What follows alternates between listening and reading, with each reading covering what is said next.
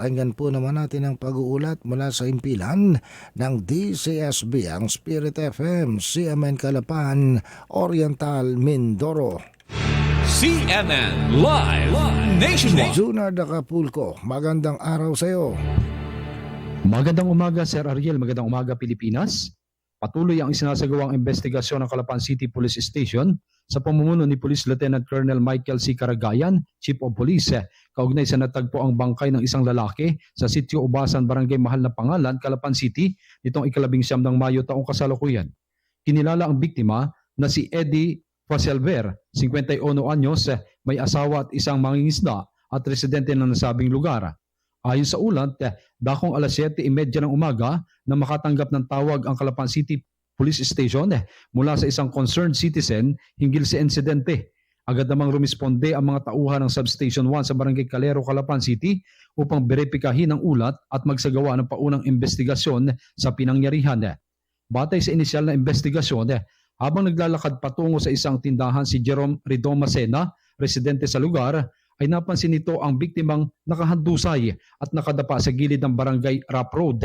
Kaagad niya itong iniulat kay Barangay Captain Edna Santiago.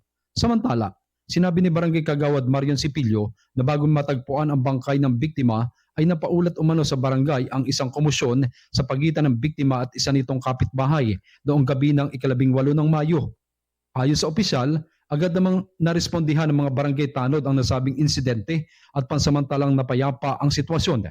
Ilang residente rin ang nagsabing posibleng may kaugnayan sa nawawalang manok ng biktima ang naging pagtatalo. Gayunman, nilino ng pulisya na wala pang direktang ebidensya na mag-uugnay sa naturang alitan sa pagkakapas lang kay Pisalver. Lubos namang ikinalungkot ng pamilya at mga nakakakilala sa biktima na kilala rin sa pangalang Dudoy ang kanyang pagpanaw. Inilarawan siya ng mga kaanak at kapitbahay bilang isang matulungin, masipag at mapagmahal na ama sa kanyang 3 anak. Napag-alaman din kasalukuyang nagtatrabaho sa ibang bansa bilang OFW ang asawa ng biktima.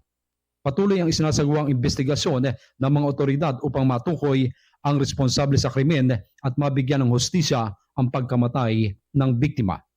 Mula dito sa lalawigan ng Oriental Mindoro, ako si Junard Acapulco ng DCSB Spirit FM Calapan City, reporting live para sa CMN Pilipinas. CNN Live Nationwide. Maraming salamat. Junard Acapulco, mula po sa impilan ng DCSB, ang Spirit FM, CMN Calapan, Oriental, Mindoro. Samantala,